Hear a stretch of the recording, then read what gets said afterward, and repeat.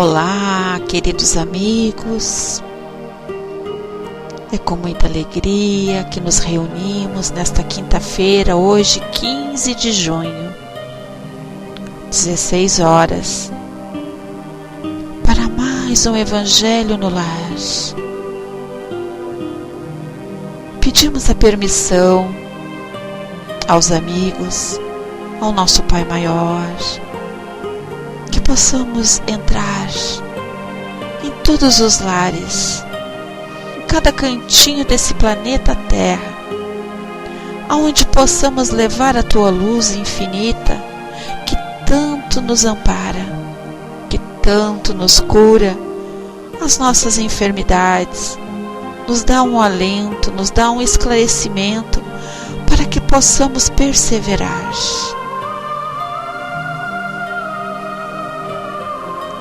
Então vamos fechar os nossos olhos, aquietar a nossa mente e juntos convidar Jesus, esse Mestre tão querido, que a Tua luz se faça presente em nossas vidas, que possamos seguir os Teus ensinamentos, em que em nosso pensamento estejam sempre ligados em Ti. Amado Mestre, que possamos enxergá-lo à nossa volta, na natureza que nos acolhe, na chuva que nutre a terra, nas estrelas do firmamento, no sorriso da criança, na sabedoria dos velhos, no irmão que o pão implora, na caridade que nos renova e nos permite sentir a Tua presença. Que sejamos fortes em nossa missão, sendo instrumento da Tua paz, querido Pai. Que possamos assimilar os Teus ensinamentos e aplicá-los sempre em nosso dia a dia. E assim, em Teu nome, Mestre Jesus, e com Tua permissão, em nome do nosso mentor da Sala Unidos pela Doutrina Espírita, Bezerra de Menezes, responsáveis por este trabalho de amor, mas acima de tudo, em nome de Deus, nosso Pai, damos início ao nosso estudo do Teu Evangelho de luz, roteiro de nossas vidas. Permita, Senhor, que neste momento a Tua luz se faça presente em meu lar, trabalhando no físico da minha filha Mariana. Não só a ela, mas a todos esses irmãos que aqui se encontram presentes, buscando a Sua luz, Senhor. Na casa do Carlos, da Cris, da Dulce, do Ligeirinho, da Vanessa, da Andréia, da Ângela e da Viamosa. E aqueles que estão conosco em sintonia, permaneça sempre conosco e que assim seja, graças a Deus. Nossa leitura de hoje, que serve como complemento do nosso Evangelho, do capítulo 11, item 13, que fala sobre a fé e a caridade. Mas hoje eu quero compartilhar com vocês do livro Vinha de Luz, lá no item 163, que fala o irmão. A caridade é sofredora e benigna. A caridade não é invejosa, não trata com leviandade, não se ensoberbece. Paulo, capítulo 1, Coríntios 13, versículo 4. Nosso irmão Francisco Cândido Xavier, ele nos diz que quem dá para mostrar-se é vaidoso. Quem dá para torcer o pensamento dos outros, dobrando-o aos pontos de vista que lhes são peculiares, é tirano. Quem dá para livrar-se do sofredor é displicente. Quem dá para exibir títulos efêmeros e tolo, quem dá para receber com vantagem, é ambicioso. Quem dá para humilhar e companheiro das obras malignas, quem dá para sondar a extensão do mal, é desconfiado. Quem dá para afrontar a posição dos outros é soberbo. Quem dá para situar o nome na galeria dos benfeitores e dos santos é invejoso. Quem dá para prender o próximo, a expulsá-lo, é delinquente e potencial. Em todas essas situações, na maioria dos casos, quem dá se revela um tanto melhor que todo aquele que não dá, de mente cristalizada na indiferença ou na secura. Todavia, para aquele que dá, irradiando o amor silencioso, sem propósitos de recompensa e sem mescla de personalismo inferior, reserva o plano maior, o título de irmão. Então essa é a nossa reflexão do livro Vinha de Luz, pelo Espírito Emmanuel, e escrito pelo nosso irmão Francisco Cândido Xavier. Que possamos agarrar essas oportunidades que chegam até nós gratuitamente. Que possamos sempre, neste momento que nos reunimos para esse banquete espiritual, que é o Evangelho, que nos nutre, que nos fortalece, que nos mostra o quanto precisamos ainda trabalhar as nossas imperfeições. Que essa luz divina ela possa sempre ajudar a nos curar dessas mazelas que carregamos por muitas existências. E até quando, pergunto a mim mesma, até quando necessitas desses sofrimentos, dessas dores? Até quando permite que a raiva, o ódio, o orgulho, a vaidade, a irritação, a inveja, os ciúmes domine o teu coração?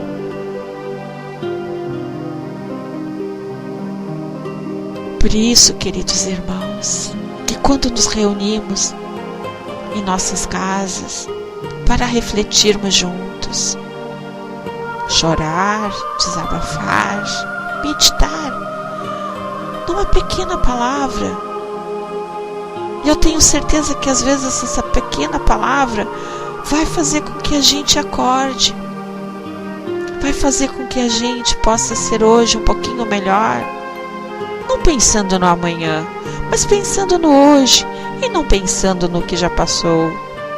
Hoje, aqui, agora, o que eu posso fazer para ser melhor? No decorrer da semana, a gente faz uma reflexão em tudo aquilo que passamos, em tudo aquilo que ouvimos, em tudo aquilo que sentimos, em tudo aquilo que muitas vezes gostaríamos de fazer e às vezes não temos a coragem.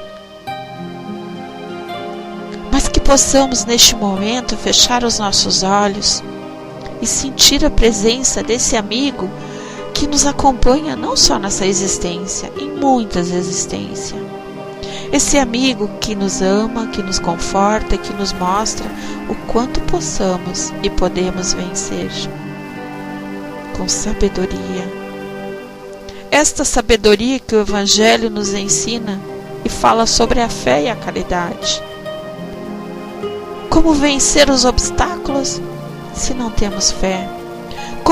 Como fazer a caridade se não fazemos para conosco primeiramente? Reconhecer as nossas falhas é uma nobreza. que poucos têm. É aceitar, saber ouvir, sem corromper os assuntos. É mergulhar dentro do seu interior e buscar tudo aquilo que precisamos nesta existência mudar. Mudar para não termos que repetir de ano.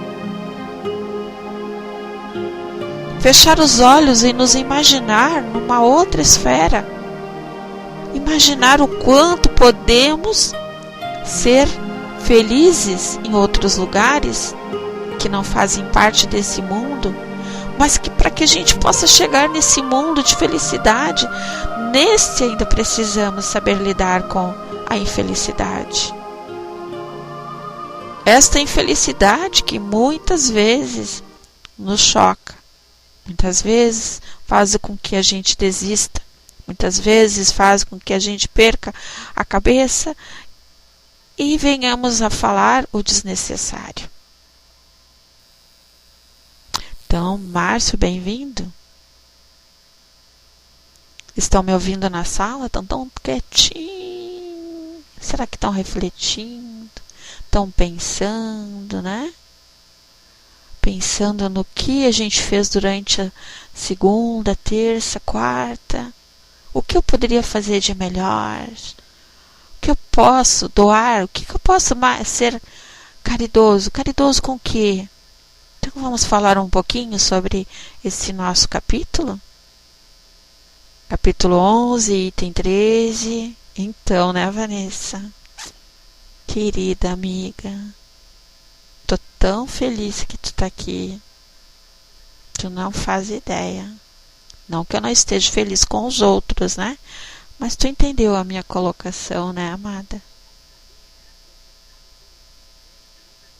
Então são esses pequenos gestos que às vezes nós, aqui, esse grupo, tem que entender que quando a gente, às vezes, vai e faz um pequeno gesto de carinho com alguém, né? A gente também tem que ter essa sensibilidade de sentir que todos são acarinhados, né? Mas às vezes aquela pessoa, às vezes uma palavrinha, né, extra para ela é necessário.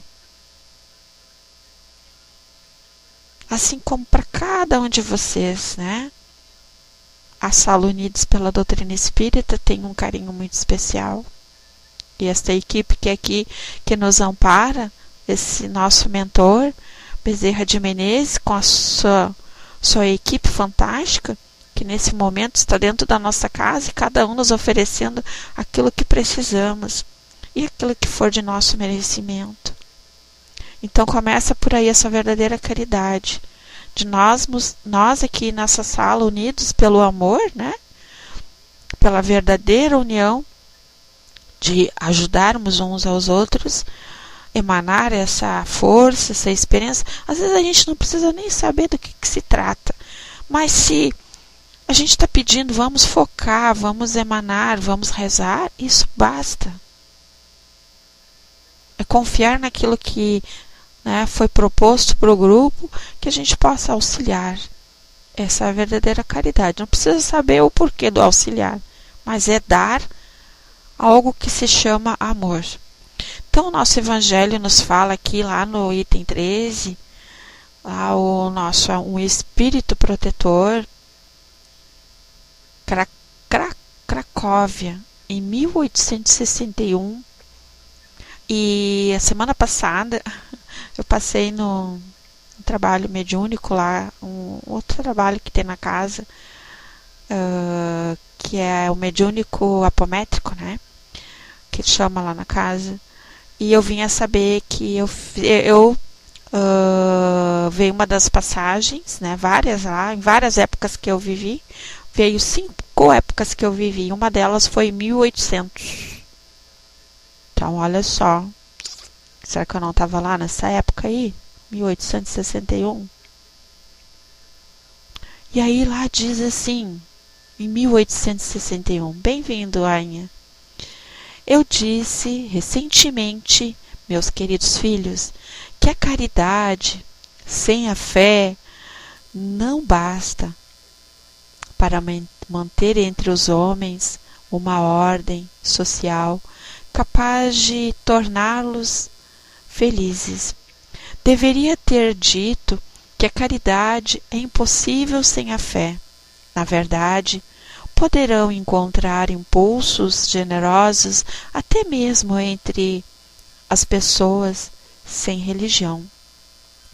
Mas a caridade verdadeira, aquela que se pratica com a renúncia constante dos interesses egoístas, somente a fé poderá inspirar. Somente ela nos dá condições de carregar com a coragem, a persistência, a cruz dessa vida.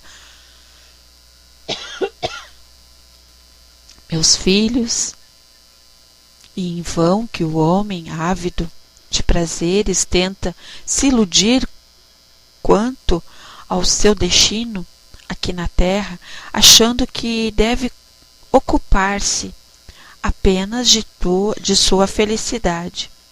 Deus criou o homem com a certeza de que ele será feliz na eternidade.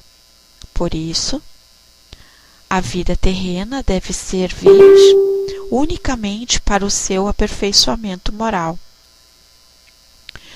Esse aperfeiçoamento se consegue mais facilmente com o auxílio do corpo físico e das exigências do mundo material. As dificuldades comuns da vida, a diversidade dos gostos, das tendências, das necessidades, tudo isso constitui um meio para que se aperfeiçoem exercitando a caridade. Apenas a custas de concessões e sacrifícios é que poderão manter a harmonia entre elementos tão diversos. Aqui na Terra, a felicidade está destinada aos homens que a procuram na prática do bem, e não aos que a procuram nos prazeres materiais. A história da cristandade nos fala dos mártires que caminhavam com alegrias para o suplício, para ser cristão na sociedade atual. Não é mais necessário o sacrifício do mártir, nem o sacrifício da própria vida, mas simplesmente o sacrifício do egoísmo, do orgulho e da vaidade. Vocês serão vencedores se forem inspirados pela caridade e sustentados pela fé. Eu estava aqui agora terminando de ler assim, e me veio uma cena que alguns dias atrás, numa TV aqui, TV fechada, um lugar assim que era pessoas que escalam, atravessam vários lugares, fazem promessas, né? E tipo assim, fazer uma peregrinação, né? Então atravessam, vai pelo Chile, vai para alguns lugares e vai indo, sobe montanha, desce montanha, tudo a pé, tem que ser a pé.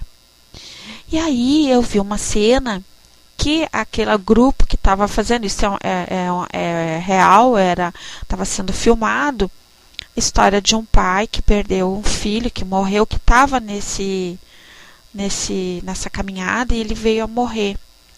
E ele simplesmente pegou um senhor de idade e ele disse: não, eu vou continuar essa caminhada em nome do meu filho. E ele assumiu o lugar do filho, a mochila, o boné, tudo, sabe? Ele tinha uma certa idade bem avançada e as pessoas não acreditavam que ele ia conseguir, né? E ele, aos trancos e barrancos, ele foi indo, né? Fez bolha nos pés e aquela equipe acompanhando, né? Filmando passo a passo a trajetória dele. E nesse caminhar, assim, ele era uma pessoa muito egoísta, muito revoltada por ter perdido o filho, né? Então, essa caminhada que foi mais de meses, né? Ele conheceu algumas pessoas. Um que estava escrevendo um livro, uma mulher que tinha alguns vícios, que tinha feito esse propósito para ela se libertar dos vícios, um outro que era gordo, enorme de gordo, que a mulher não queria mais nada com ele porque ele era gordo, então ele fez esse propósito que ele tinha que emagrecer. Então cada um tinha um propósito e eles se reencontraram nessa caminhada. E ali alguns se desentendiam, aí sempre tinha um que vinha apaziguava, mas todos queriam saber por que ele estava fazendo aquela caminhada. E ele não queria dividir com as pessoas aquela dor, né? A falta do filho, aquele sofrimento que nós carregamos anos e anos dentro do coração quando a gente perde alguém que amamos, né? A gente fica sofrendo e a gente passa a ser um obsessor daquela dor. E daquele filho, daquela pessoa que a gente ama, que já partiu. E nessa trajetória aí que eles estão caminhando, eles passam por alguns monges, né, caminhando com aqueles cilícios, se autoflagelam, sabe? Eles mesmos assim se dando nas costas. Então aquela batina toda rasgada e o sangue correndo, toda assim, as costas cortadas, né? E eles ficaram meio assim em choque, né? E eram uns 4, né? E eles ali, com aquilo, né? Caminhando, rezando e se torturando. Então me passou esse filme, porque aqui fala exatamente sobre isso. Nós não precisamos nos torturar fisicamente e nem mental quando queremos mudar em alguma coisa. Quando temos a fé e traçamos uma meta e queremos alcançar um objetivo, nós temos que trabalhar dentro de nós, restaurar, né? Restaurar essa força que está fraca. E essa força, o que é? O amor, a confiança, é acreditar que existe um Deus superior e que abaixo dele existem seus emissários. Existe Jesus, né? O governador desse planeta. Abaixo de Jesus existe quem é o nosso responsável pelo nosso Brasil, assim como tem responsável pelos outros Ismael, assim como existe outros emissários para outros países com a sua responsabilidade, né? Estava lendo esses dias, ouvindo o Haroldo contando uma história, que eu acho fantástica as histórias dele, que ele conta umas historinhas, depois ele faz o desenrolar daquele tema, né? Ele conta que Ismael chega lá e marca uma reunião com Jesus, que ele está desesperado. Chega lá e pede uma reunião com Jesus. Chega lá e diz assim: Jesus, o Brasil está falido, o Brasil não tem solução. É corrupto disso, corrupto daquilo. Como? O Senhor me deu uma meta, me traçou uma meta, me deu uma missão, mas eu não vou conseguir cumprir essa missão. Não consigo ver solução. E aí Jesus dá a resposta para ele. Como não acreditar? Olha em tua volta. Por que o Brasil foi escolhido como pátria do Evangelho? Vocês sabem por que o Brasil foi escolhido para ser pátria do Evangelho? Vocês sabem, meus amados? Não? Quem é que sabe? Quando ele deu essa resposta, eu fui entender. Faz sentido. Agora que eu fui entender, que a gente diz assim, ó, puxa vida, o Brasil é bonzinho, aceita tudo, todo mundo vem pra cá, tudo, né? Todo mundo vem pra cá numa boa. E aí ele disse: você esqueceu que o Brasil é a pátria do Evangelho? É um hospital imenso, né, que ampara almas doentes que estão em recuperação. Então vocês vejam, analisam. Se nós estamos nos tratando, vamos aproveitar essa oportunidade de nos curarmos. Mas para que a gente possa se curar, a fé e a caridade têm que andar de mãos dadas.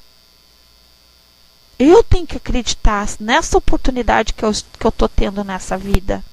Eu tenho que fazer o bem primeiro para comigo. A caridade começa comigo. Peraí, não vou mais me torturar, não vou mais me entupir de remédio, não vou mais passar por isso, porque eu não preciso mais disso. Eu tenho que tirar essas correntes. Mas eu preciso ter o quê? Um amparo. O que amparo é esse? Estudar a doutrina, fazer o tratamento, ter alguém que nos ajude, que nos estenda a mão, que nem a gente se sente um bebezinho ainda, ou uma pessoa que está doente, né? O que acontece quando a gente está doente, que está de cama, fraca ali, não consegue nem comer? Alguém vai nos dar aquela comidinha na boca, alguém vai nos dar banho, alguém vai nos dar o remédio, alguém vai sentar ali, vai fazer um carinho no nosso rosto, até a gente se fortalecer, ficar forte e voltar à atividade. E assim somos nós. Assim ainda somos. Mas não podemos ficar ali uma vida toda naquela cama, se achando que é vítima, né? Usando aquilo ali como válvula de escape, usando como desculpa. Né? Então vamos acordar. Estamos sim num país que temos oportunidade de nos tratarmos. Todas essas dificuldades que estamos passando é necessário.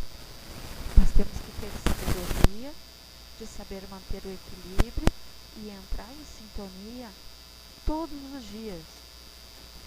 Não só quando precisamos. Estarmos em sintonia, em agradecimento, entrar em sintonia para que a gente também possa ajudar aqueles que estão na escuridão, entrar na sintonia para que eu possa hoje estar melhor, mais calma, mais tranquila.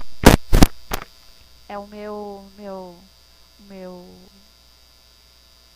microfone está com problema, mas já comprei um, vai chegar daqui uns dias. E vamos ter que, trabalhar a paciência. Vai ter que ser assim até o fim. O som baixo, com chiado, sem chiado, som bom. E é assim que funciona a nossa vida. Saber ouvir, ali, botar o fone bem dentro do ouvido, assim. É só hoje que vai ficar assim. Vou ter paciência, mas eu sei que a semana que vem, de repente o microfone da rua já chegou, o som vai voltar. Então nada é permanente na nossa vida. Até meu microfone não é permanente. Mas não podemos na primeira instância, o microfone não está funcionando, já, vamos parar por aqui, vamos encerrar. Não, vamos continuar, mesmo que ninguém ouça na sala, mesmo que tenha algum problema, vamos continuar. Essa é a nossa perseverança. É acreditar que hoje não deu, mas amanhã vai dar. Amanhã vai ser melhor. Então deu para vocês terem uma ideia?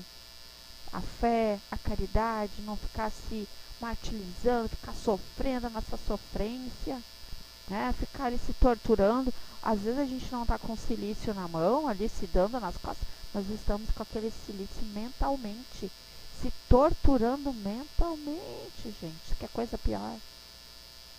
Jesus, exatamente, Maranissa, Jesus nunca disse que seria fácil, ele também nunca pediu para ninguém escalar o Everest. Ele pediu que a gente tenha fé, acreditar, levanta e anda. Mas eu sou paralítico, levanta e anda. Se eu não buscar força, e eu digo para vocês que funciona, porque há pouco tempo atrás eu não saía quase da cama, eu não conseguia levantar da cama sozinha, porque eu não tinha mais apoio nas pernas das dores. Eu estava perdendo toda a força das minhas pernas, dos braços. E eu não me entreguei, porque eu dizia assim, eu não sou mulher de pouca fé, eu vou me arrastando, mas eu não vou dar o braço a torcer. Não vou deixar que a dor me vença. Dava uns impulsos na cama, sozinha, para levantar aos trancos e barranco, e ali fazendo as minhas preces, e pedia, pelo amor de Deus, meus amigos, eu não quero ter dor. Eu não tendo dor, eu vou ser a pessoa mais feliz, eu não quero mais nada. Mas eu tive que trabalhar para isso. Eu tive que trabalhar e estou trabalhando ainda dentro de mim para tratar essas minhas enfermidades, que hoje eu sei porquê. Então, primeiro a gente tem que conhecer aquilo que está te incomodando. As verdades dói, machuca, mas só assim a gente acorda. Geralmente a gente acorda pela dor, nunca pela felicidade, pela alegria. Alguma pergunta? Como estão se sentindo nas suas casas? Quem está com o coração mais tranquilo? Então tá bom. Cris, como é que tu tá? Ligeirinho, como é que tu tá? Vanessa, Andréia, Ângela, Viemosa, tá quietinha. Márcio, Rainha, como vocês estão? Colocar as suas águas para ser fluidificada agora no momento das vibrações?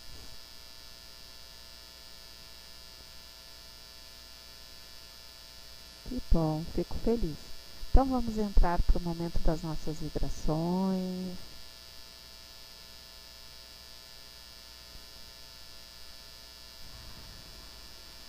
Vamos respirar bem fundo.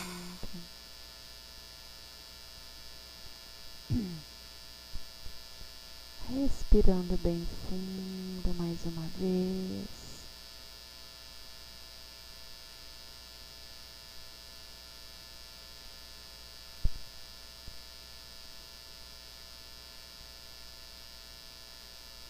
Respirando.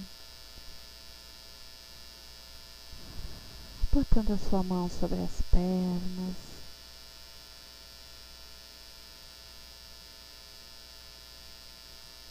Mentalizando o seu corpo físico.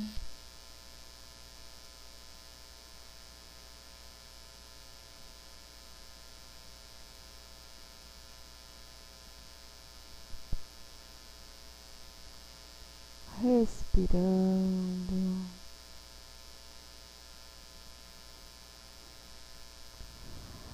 Mais uma vez, respirando.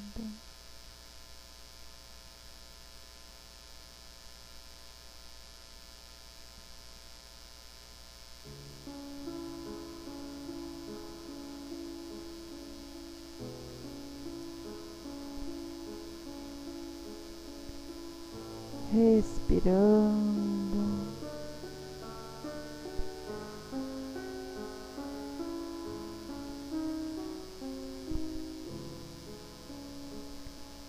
Deus, Pai, Senhor de tudo e de todos, Criador da vida, aqui estamos sedentos do Teu amor.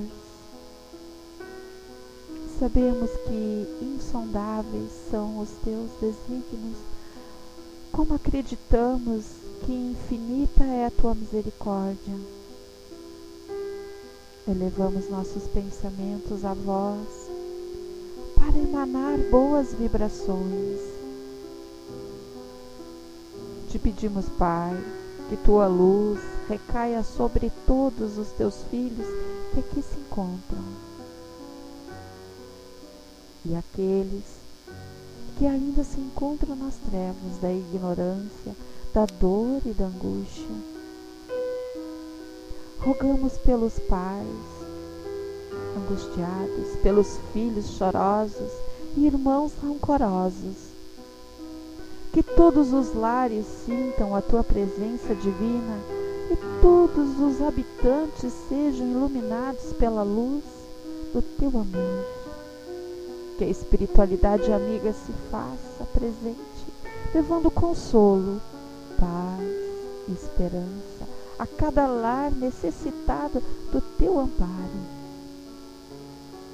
Que cada um veja a face do Cristo no seu irmão, que seus pais abracem os seus filhos, oferecendo-lhes o aconchego, a proteção, que os filhos sintam toda a segurança de um amor incondicional, que os que choram pelo abandono tenham a alegria de receber de volta aqueles que partiram em busca de aventura ilusória.